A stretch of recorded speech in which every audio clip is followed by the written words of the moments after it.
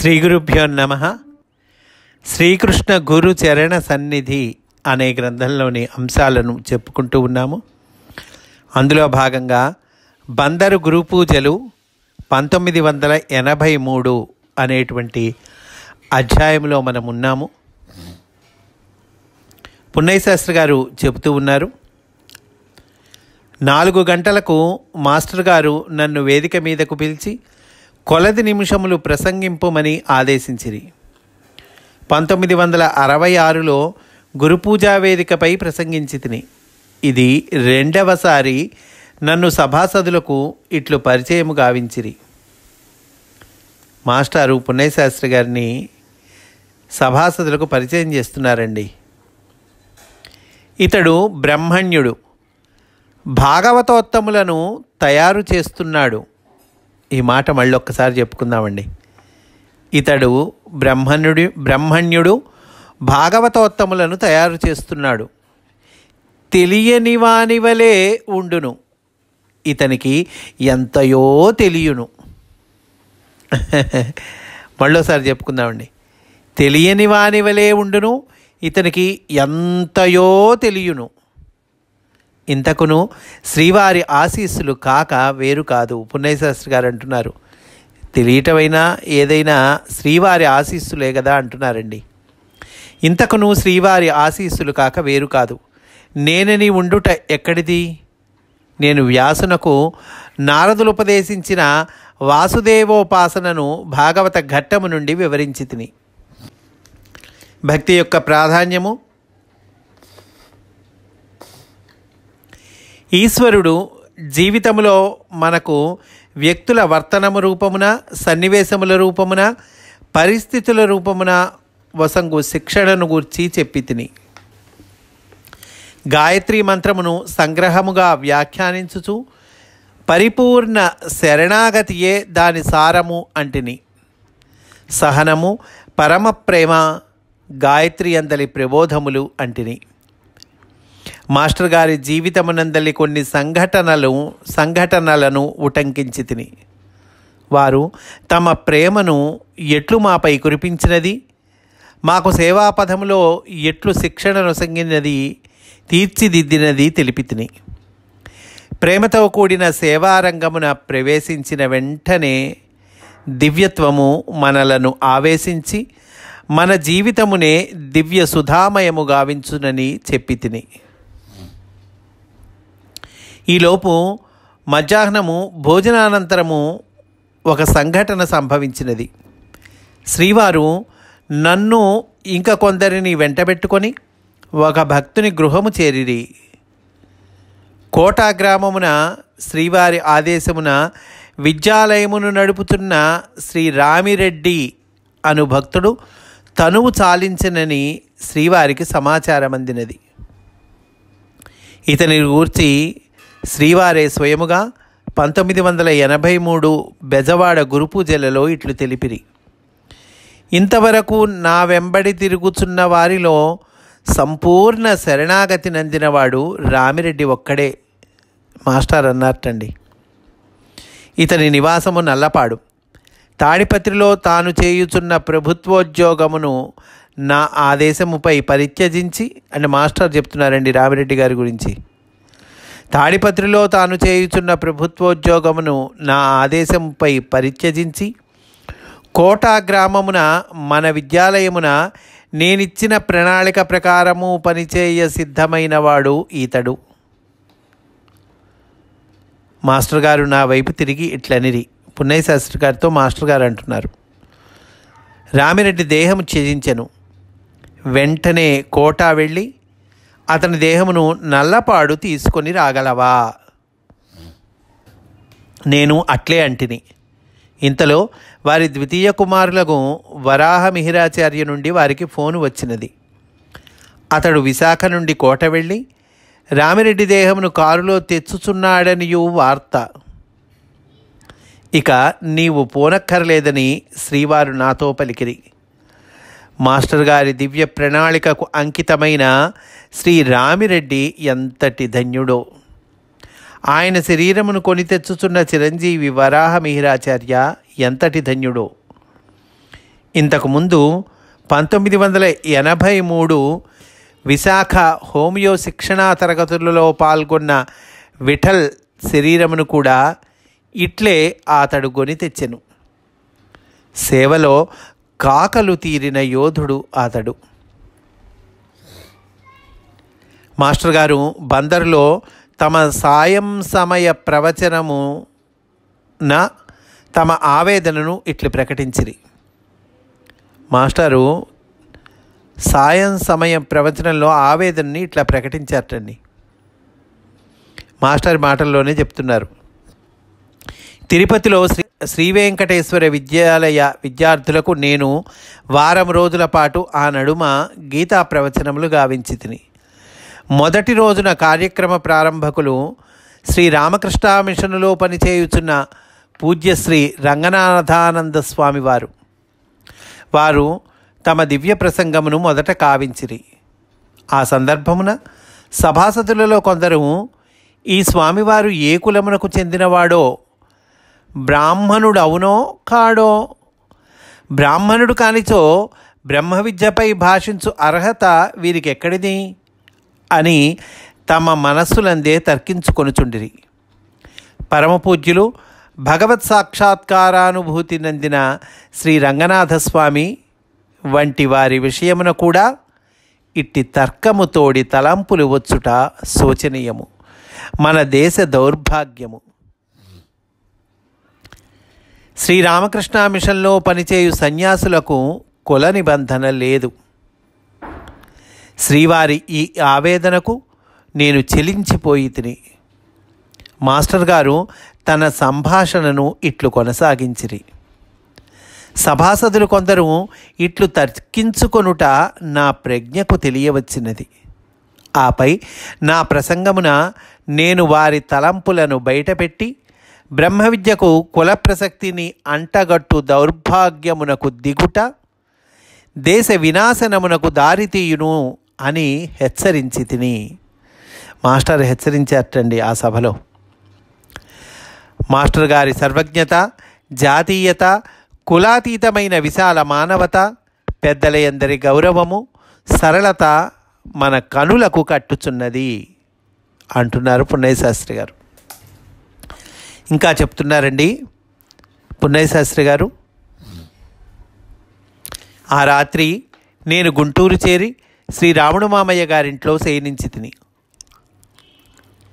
25 July ఉదయమున నేను, రాముడు మామయ్య అంతకుముందు రోజున మాస్టర్ గారు ఒసగిన ఆదేశమును అనుసరించి నల్లపాడు చేరి పురుష సూక్త పారాయణము చేయుచు శ్రీరామిరెడ్డి దేహమునకు దహన క్రియలు జరుగు కార్యక్రమమున పాల్గొంటిమి. మధ్యాహ్నము 3 గంటల ప్రాంతమున శ్రీవారు బందరు నుండి నల్లపాడు విచ్చేసిరి. అప్పుడు జరిగిన సన్నివేశమును పాఠకులకు అందించుచున్నాను. రామిరెడ్డి యొక్క తల్లికి మాస్టర్ గారికి సంభాషణ సాగినది. రామిరెడ్డి గారి తల్లి మాట్లాడుతూ ఉందండి. మాస్టర్తో అంటూ ఉన్నది, అయ్యా మీరు చేయలేనిది లేదు, నా బిడ్డను బ్రతికించలేకపోయావా? అప్పుడు మాస్టర్ అంటున్నారు, అమ్మా ఆ ఒక్కటే నేను చేయలేను, మిగతావి ఏమైనను చేయగలను. అయినను ఈ వీరిని నీకు బిడ్డలుగా సమర్పించుకుంటున్నాను అని వాళ్ళ వైపు చూపించారండి. వీళ్ళని నీకు బిడ్డలుగా సమర్పించుకుంటున్నాను అన్నట్ట మాస్టారు. ఎవరక్కడ? పున్నయ్య శాస్త్రి గారు, రాముడు మామయ్య, శ్రీ తిరుపతి రెడ్డి, శ్రీ కొండారెడ్డి మున్నగు వారు చుట్టూ ఉండిరి. మాస్టర్ అంటున్నారు, ఇంకా ఆవిడతో అంటున్నారు, రామిరెడ్డి గారి తల్లిగారితో, నీ కుమారుడు ధన్యుడాయను, అతనికై చింతింపవలదు. పున్నయ్య శాస్త్రి గారు చెప్తున్నారండి, ఏమి భాషణము, నా భౌతికమైన చెవులు, మనస్సు శ్రీవారి మాటలు వినుచున్నవి. కానీ నా ప్రజ్ఞ ఏదియో దివ్యలోకమున విహరింపసాగెను. శ్రీవారు అప్పుడు ఒక చెక్క కుర్చీలో ఆసీనులైరి, గంభీర ప్రసన్నవదనులై ఉండిరి. వారి ముఖమున దివ్య తేజము మూర్తీభవించి ఉండెను, దివ్యత్వ సన్నిధిగా ఉండెను. రామిరెడ్డి గారి తల్లి నా చేతులు పట్టుకొని, నీవు వచ్చావా నాయనా అన్నది. నేను ఆమెకు ఎదురుగా నిలిచి, నేను నీ బిడ్డనే అమ్మా అన్నాను. మాస్టర్ గారు సెలవు గైకొని వెడలుచుండగా నాకు వారి వెంట వెళ్ళాలనే తపన ఏలనో వచ్చినది. మరలా ఆయన సన్నిధి యొక్క నైరంతర్యమును స్మరించి తిని. శ్రీ కొండారెడ్డి తల్లి మంచి ఆతిథ్యమసగినది. మృత్యువు ఇంత సమీపమున వర్చించుచు పొంచి ఉండగా ఇంకను కామము మున్నగు విషయ భోగములందు లాలసత్వమేలా అనిపించినది. శ్రీవారి ప్రణాళికకు మొత్తము జీవితము సమర్పణ పొందుటలో ఎంతటి ఆనందమున్నది. ఈ వాక్యం మళ్ళీ చెప్పుకుందామండి. శ్రీవారి ప్రణాళికకు మొత్తము జీవితము సమర్పణ పొందుటలో ఎంతటి ఆనందమున్నది. సెప్టెంబర్ 13వ తేదీ రాత్రి మాస్టర్ గారు స్వప్న దర్శనం ఒసగిరి. అంటే కలలో కనిపించారటండి పున్నయ్యశాస్త్రి గారికి మాస్టారు. సెప్టెంబర్ 13వ తేదీ రాత్రిన శ్రీ మహావిష్ణువు వలె శ్వేత ధౌత వస్త్రులై శయనించి ఉండిరి. వారి వదనమున మృదు మధుర దరహాసము వెళ్ళి విరియుచుండెను. నామము ధరించి ఉండిరి. నేను వారి చరణములంటి నమస్కరించి తిని. తీవ్ర వ్యాధి పీడితురాలును సత్యసాయి భక్తురాలును అగు సీతమ్మ అను తల్లిని వారికి పరిచయము గావించి తిని. ఆమెయు శ్రీవారికి మ్రొక్కినది. వారు ఆమెను ఆశీర్వదించిరి. ఆమెకు వ్యాధి నివారణ పూర్తిగా లభించెను. నేను శ్రీవారిని తలనొప్పిగా నీరసముగా ఉన్నదా మీకు అని పరామర్శించి తిని. శ్రీవారు తగ్గినవి అనిరి. నేను వారి తలకు సేవ చేయబోయి తిని. ఇంతలో స్వప్నము అంతమైనది. కళ అంతమైందండి. ఇంతలో ప్రతి ఉదయము గురజాలలో బి లలితాపరమేశ్వరి గారింట్లో సౌందర్యలహరి, సాయంకాలమున రామాలయమున భాగవతము, గోదావైభవము, ప్రతి గురువారము దాచేపల్లిలో రామాయణములపై ప్రసంగములు కొనసాగుచున్నవి. ఇంతలో పైన తెలిపిన భక్తురాలికి ఆమె జాతక స్థితిని అనుసరించి 6 సంవత్సరములలో గండమున్నదని ఒక జ్యోతిష్కుడు చెప్పుటతో నేను ఖిన్నుడనై మాస్టర్ గారిని ప్రేయర్లో ప్రార్థించి తిని. మరలా వారు దర్శనమొసగి ఊరడించిరి.